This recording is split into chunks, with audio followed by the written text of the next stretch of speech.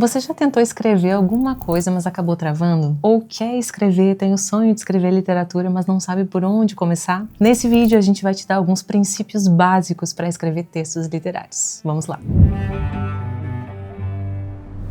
A gente já sabe que a escrita faz parte da nossa vida o tempo todo, né? A gente escreve mensagens nos aplicativos, a gente escreve textos, a gente escreve trabalhos acadêmicos, escreve e-mails, coisas no trabalho, enfim. O tempo inteiro nós estamos escrevendo, mas nem sempre essa escrita que a gente faz ela é voltada para algo artístico ou para algo criativo. Em geral, não. E quando a gente pensa na ideia de escrita criativa, a gente está pensando justamente nessa escrita que é uma escrita de textos literários e que explora a nossa criação, a nossa criatividade. E se você ama ler e ama literatura, que eu presumo que sim, com certeza você já tentou ou já pensou na possibilidade de escrever alguma coisa. Mas aí a gente, quando tá nesse estágio, né, para e pensa, nossa, mas por onde eu posso começar? Como eu posso escrever histórias, escrever poemas? A gente tem aquele desejo de expressão, de colocar no papel os nossos sonhos, os nossos anseios, as nossas ideias, né, tudo que fervilha dentro da nossa mente durante uma leitura ou durante a vida mesmo. Tem essa dificuldade, né? Como que a gente pode começar e dar passos, digamos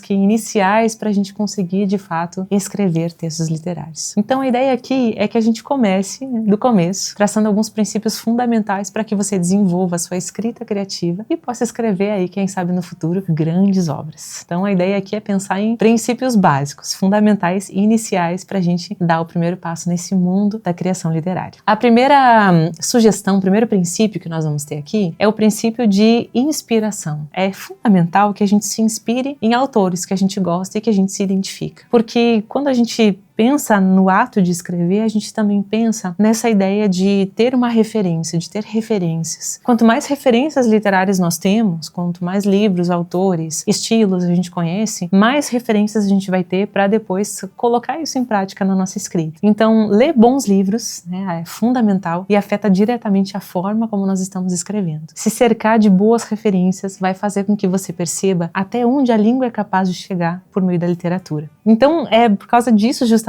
que é fundamental que a gente leia, né, o máximo que a gente puder, porque a gente consegue se dar conta de que existem recursos na escrita, expressividade, sentidos, construções ali, né, das frases combinadas, dos adjetivos, das imagens, enfim, coisas que um autor é capaz de fazer, um bom escritor, que a gente, quando se depara, sente aquela sensação assim de, agora tá na moda aquela expressão explodiu meu cérebro, né, explode o cérebro assim, a gente sente aquela sensação de que, nossa, eu queria ter pensado nisso antes do fulano, né? Quando a gente lê, sei lá, grandes textos, né? Vamos pensar em algo muito consagrado. A gente tá lá lendo Dom Casmurro e aí, de repente, o Machado vai lá descrever pra nós. E a Capitu com olhos de cigana, oblíqua e dissimulada. E aí, esses momentos você olha e pensa, ai, por que eu não pensei nisso antes do Machado? Ter essas referências nos ajuda, de fato, a pensar, nossa, se ele conseguiu escrever algo com essa robustez, com essa profundidade, nessa qualidade de escrita, é porque é possível chegar lá e é possível superar, inclusive, de certa forma. Então, vamos sempre pensar na ideia das referências. Pensando nas referências, existe um outro princípio essencial, que é o princípio de ler como um escritor. Até então, a gente pode ter lido por fruição. Então, eu tô lendo por prazer, leio os livros que eu gosto, né? Tô fazendo essa vivência. Mas a partir do momento que eu sento na cadeira do escritor, digamos assim, eu vou aproveitar muito mais a leitura para desenvolver esse lado analítico, de ler aquele livro pensando, né? Nossa, como o autor desenvolveu esse personagem aqui? Como ele caracterizou esse personagem para que eu entenda como ele é, né? Eu vou pegar Vidas Secas do Graciliano e vou pensar, nossa, como o Graciliano, ele montou essa personagem do Fabiano para que eu de fato entenda como ele é, perceba essa angústia interior que ele tem, essa limitação, essa dificuldade, esse jeito meio bicho. Será que ele me descreveu isso? Será que isso está posto em diálogos, em atitudes? Quais recursos o autor utilizou para mostrar os sentimentos, as características sem tantos adjetivos? Será que ele usou adjetivos de que forma? Então, quando a gente pensa em ler como um escritor, a gente está pensando justamente nesse olhar analítico para os bastidores, né? Aí a gente pode pensar, né, ler toda uma história e pensa, nossa, mas como esse autor desenvolveu esse enredo para sair desse clímax, né, dessa situação crítica até a resolução do conflito? Como é o estilo desse autor? Como ele usa a linguagem? Que expressões ele usa? Como é o uso dele dos pronomes? Todas essas coisas tão minúsculas, tão escondidas, escondidas, elas formam um conjunto da obra que a gente lê e causam essa admiração que nós temos pelas obras, né? Então, quando a gente resolve ler como escritor, a gente resolve, digamos que, dissecar as coisas, né? A gente vai botar na mesa, abrir e pensar como que o autor fez isso, para que depois a gente consiga aprender e, às vezes, até replicar aquelas técnicas, né? Então, escrita, além de ser uma questão romântica, assim, de inspiração e de talento, né? Na verdade, escrita é muito mais técnica, né? Então, quando a gente pensa na técnica que existe ali, nos recursos utilizados, a gente é capaz de chegar a conseguir expressar coisas que antes a gente não conseguiria, né, sem conhecer aqueles bastidores. Agora, um terceiro princípio fundamental, para que a gente consiga fazer tudo isso, a gente precisa dominar os gêneros literários. O que significa isso? Se eu quero escrever um romance, um poema, um conto, é essencial que eu entenda como eles funcionam, porque eu não posso simplesmente querer escrever um romance e aí eu sento e tento escrever, né, só uma história corrida, mas eu preciso ter uma ideia de enredo, de espaço, de tempo, de técnicas narrativas, de construção de personagens, para que de fato eu tenha mais possibilidades na minha criação, inclusive para subverter as regras, né? A gente pensa em regras do gênero literário. Não é tanto nesse ponto, mas eu posso subverter as características principais desde que eu as domine. Então é fundamental que a gente pense nisso. Com os poemas, mais ainda. Acontece muito que com os poemas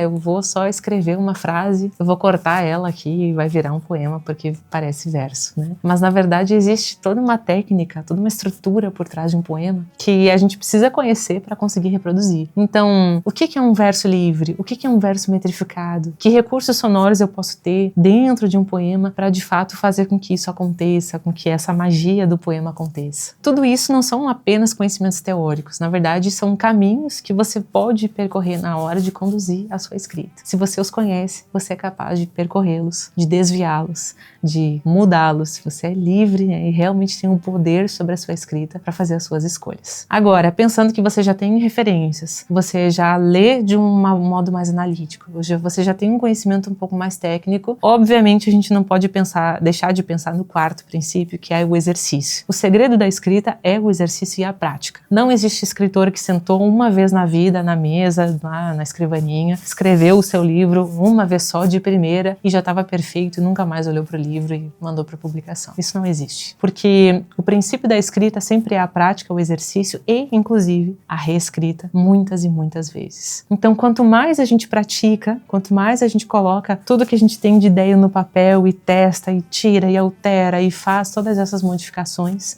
melhor vai ser a forma com que nós escrevemos. Escrita é trabalho, né? É um trabalho duro, é um trabalho árduo que nos permite fazer toda essa experimentação. Então aqui a dica principal é não esperar a inspiração chegar. Se você ficar lá sentado esperando a inspiração, em alguns momentos ela vai até chegar, mas em geral os melhores textos eles não nascem de grandes momentos de inspiração. Os melhores textos nascem do trabalho duro. Então procure definir, de fato, uma frequência de escrita e aposte nisso, né? Tente pensar em que momento você escreve melhor. Uma boa atividade que me acompanhou por muito tempo foi ter, digamos que uma espécie de diário, assim, que você possa escrever todos os dias, literatura ou não, mas que você possa ter um exercício de escrita diário, inclusive à mão, que é uma ótima experiência, muito diferente de escrita digital, tecnológica, e que vai te fazer realmente ter contato diário com as palavras de uma outra forma, uma forma muito mais criativa e menos instrumental. O que eu quero dizer com isso? A gente escreve todo dia? Sim.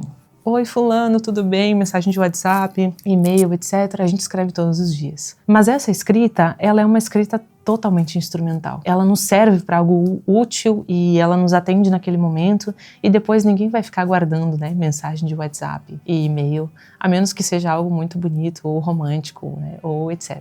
Mas o que acontece? Quando a gente pensa na escrita criativa, a gente está pensando numa escrita que foge ao instrumental, numa escrita que é um convite para criação de algo totalmente novo.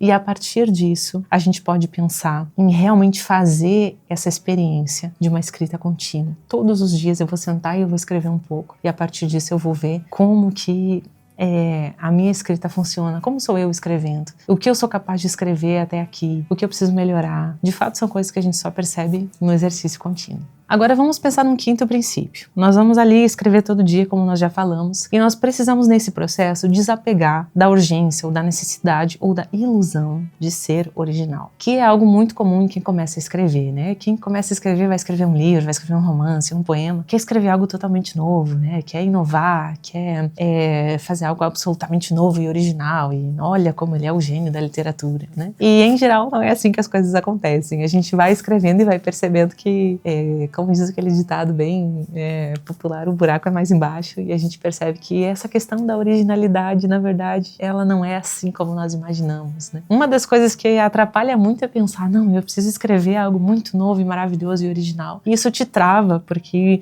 você vai sentar e vai travar diante da página em branco e vai pensar, nossa, mas eu preciso escrever algo muito original aqui, mas o que eu vou escrever que é tão original assim? O que vai ser tão maravilhoso? E isso vai te travar e vai te fazer também pensar de uma forma muito crítica sobre os textos que você já fez. Então, esqueça essa ideia, né? E quando a gente fala de literatura também, a gente está falando de textos que muito dificilmente não vão estabelecer uma relação intertextual com outros textos. Seja nos personagens, seja na história, seja na linguagem, seja nos recursos de estilo. Alguma coisa vai ter em comum entre um livro e outro, entre um poema e outro. É muito difícil que a gente não tenha realmente relações intertextuais entre os textos. E tudo bem, né? E realmente a literatura é feita disso mesmo, de relação, de digamos que uma retroalimentação assim entre um texto e outro, né? As palavras, elas são a matéria que nos move enquanto criadores de textos literários. Então é essencial que a gente tenha a coragem de assumir essa repetição de temas e pensar que não é exatamente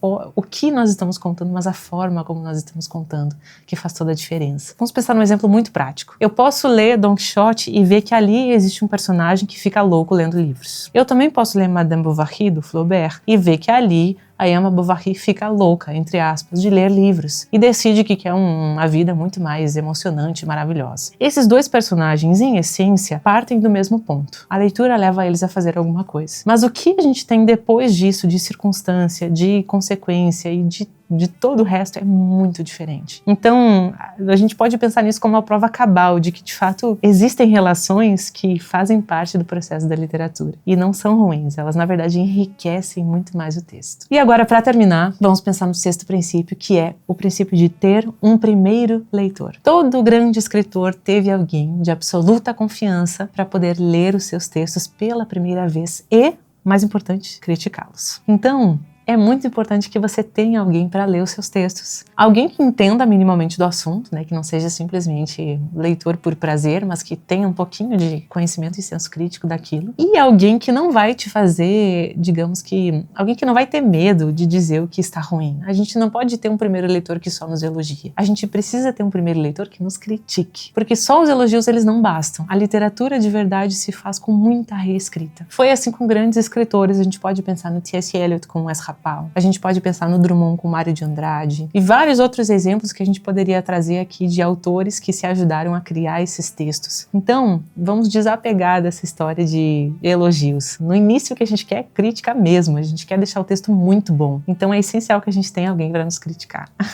No bom sentido, claro, né? Como diz o ditado, críticas construtivas, certo? Vamos pensar nisso. Agora, com esses 6 princípios, eu tenho certeza que você está preparado para conseguir aí iniciar a sua carreira de escrita literária, né? Se você quiser mais vídeos sobre esse tema, sobre criação literária, comenta aqui pra gente saber ou quais assuntos dentro da escrita te interessam e você quer que a gente explore mais. E vai ser um prazer trazer mais conteúdo sobre isso aqui no canal. Comenta aqui, dá o teu like, se inscreve no canal e até o próximo vídeo.